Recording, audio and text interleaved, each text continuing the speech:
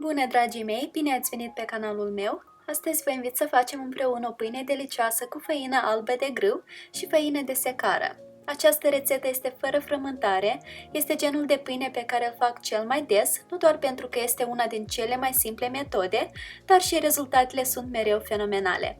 Deci haideți să începem! Într-un bol încăpător, cernem făina albă și cea de secară. Dacă aveți la mână o făină albă mai dură, cu un conținut mai înalt de proteine care depășește 12-13%,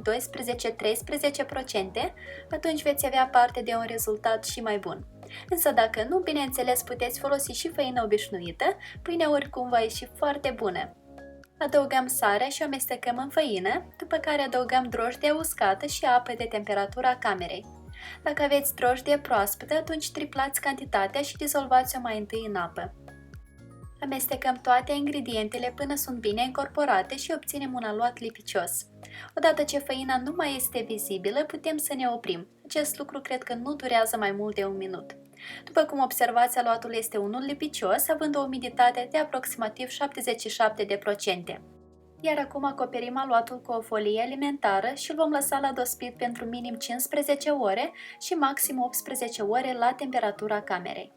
Eu prefer să-l las pentru toate cele 18 ore, pentru că rezultatul final este unul și mai bun datorită acestui lucru.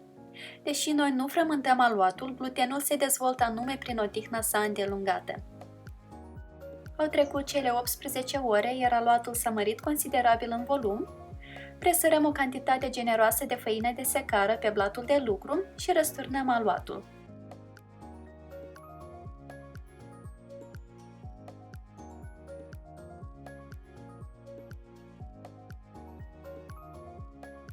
Presărăm din nou niște făină de secară deasupra aluatului, îl presăm puțin pentru a forma o formă dreptunghiulară, după care îl împăturim ca în felul următor. Luăm o latură, o tragem ușor și o aducem spre centru, iar pe cea opusă o suprapunem deasupra.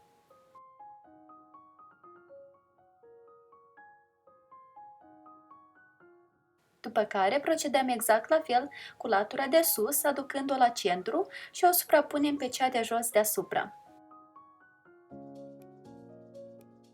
Apoi vom trage ușor spre centru orice colțișor care rămâne la iveală, astfel încât să obținem o formă rotundă. Presărăm o hârtie de copt cu puțină făină de secară și atent plasăm aluatul cu partea netedă în sus.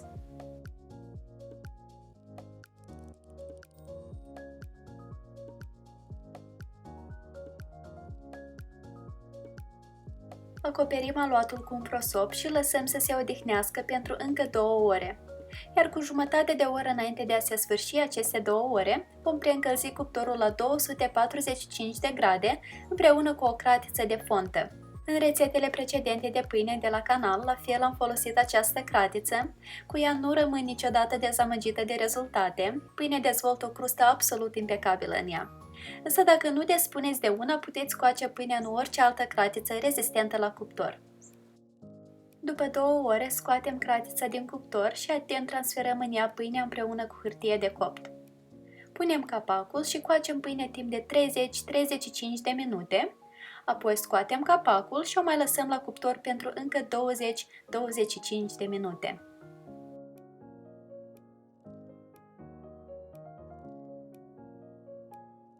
Pâinea este gata, să o lași să se răcească și să nu rupi o bucată este o adevărată provocare.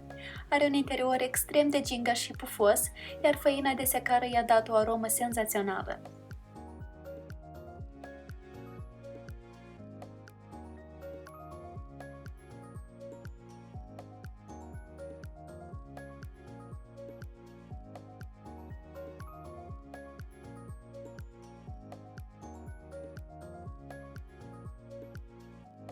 Lista la toate ingredientele folosite în această rețetă o veți găsi în descrierea acestui video. Iar eu vă mulțumesc că ați fost alături de mine și vă invit cu drag să urmăriți și următoarea rețetă. Poftă bună! Pa, pa!